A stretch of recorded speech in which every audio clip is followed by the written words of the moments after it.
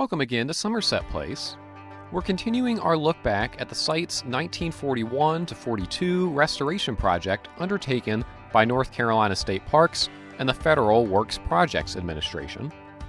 In addition to restoring the Collins home with modern amenities for guests, the WPA also restored several other original plantation buildings, including the Colony House and the KitchenLaundry. Historically, the Colony House was a boarding school for the sons of Josiah III and Mary Collins. After the Civil War, it served as a dwelling for the plantation's on-site managers, but remained essentially unchanged.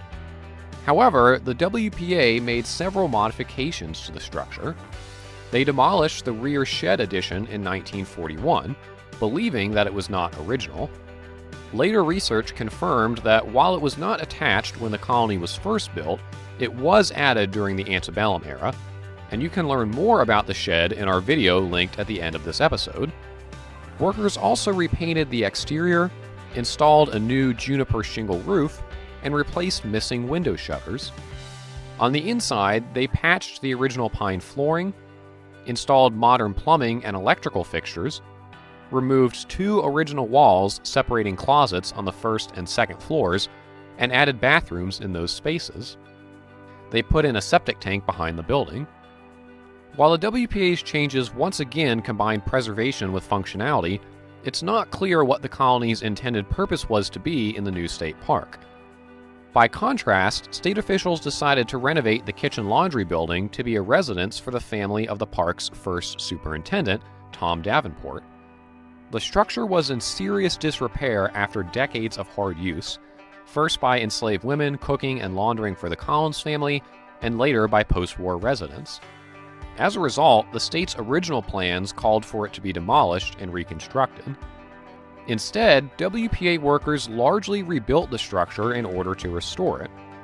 They rebuilt the brick skirting and piers on their original foundation, stripped the interior down to the framing and replaced much of the original timbers, replaced nearly all of the window sashes, repointed and repaired the 2 fireplaces, bake oven, and chimney with old and original brick, installed new pine flooring on the first level and a new juniper shingle roof, replastered the walls and ceilings, and rebuilt the lower half of the attic staircase. Some of the replacement materials were salvaged from other historic plantation structures. Notably, the sills in the north wall came from the dismantled Colony House shed. Despite all these changes, the WPA left several original elements intact, including the framing in the west wall, the attic flooring, the ceiling joists, the doors, and most of the siding. With the restoration complete, Tom Davenport's family moved into the kitchen side of the building and later celebrated their 50th wedding anniversary there. From his base of operations in the kitchen, the superintendent watched over the park and guided visitors who came to explore.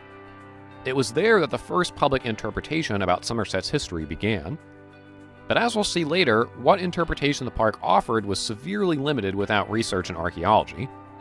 First, though, we'll look at the other WPA restoration work in our next video. Be sure to subscribe to receive a notification when that's posted, and until next time, thanks for joining us.